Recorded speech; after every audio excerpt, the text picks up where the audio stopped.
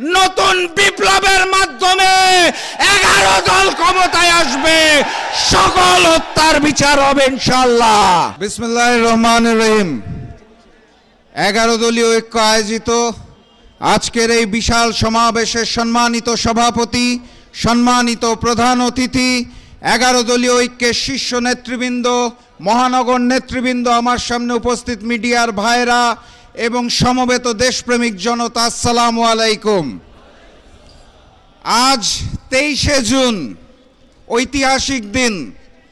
এই 23শে জুনে পলাশীর প্রান্তরে মির্জাফরের দল নবাব সিরাজউদ্দৌলার সাথে বেইমানি করে বাংলার স্বাধীনতা এবং সার্বভৌমত্বকে ইংরেজদের হাতে বিকিয়ে দিয়েছিল।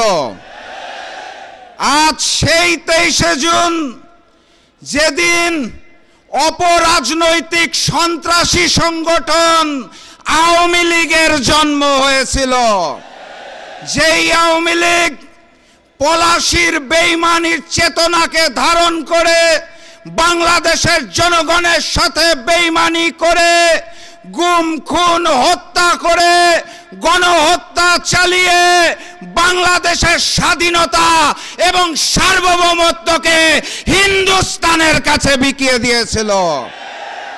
আজকের এই 23শে জুনে এই ঐতিহাসিক বিজয়নগর পল্টনে আমাদের সকলকে শপথ নিতে হবে, এই যুগের নতুন মির্জাফরেরা, এই যুগের নতুন শেখেরা, যারা বাংলাদেশের স্বাধীনতা, সার্বভৌমত্ব এবং মানচিত্রকে বিকিয়ে দিতে চায়, তাদের বিরুদ্ধে লড়াই হবে ইনশাআল্লাহ।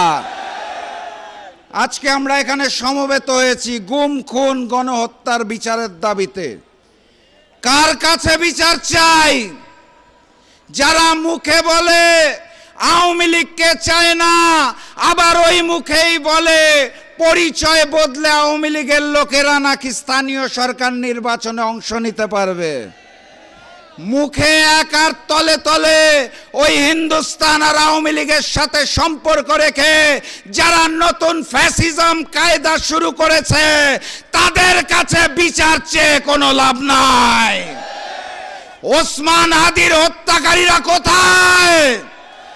গণহত্যাকারী ফ্যাসিস্ট শেখ হাসিনা কোথায়?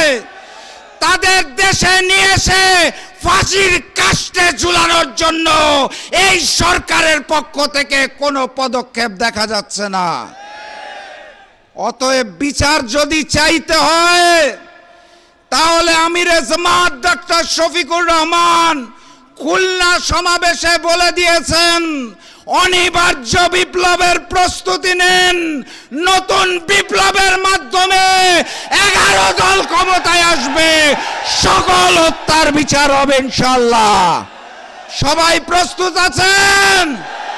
দেখা হবে বিজয় ইনশাআল্লাহ। বিজয়ের পথে যাত্রা শুরু, জীবন অথবা মৃত্যু। আসসালামু আলাইকুম।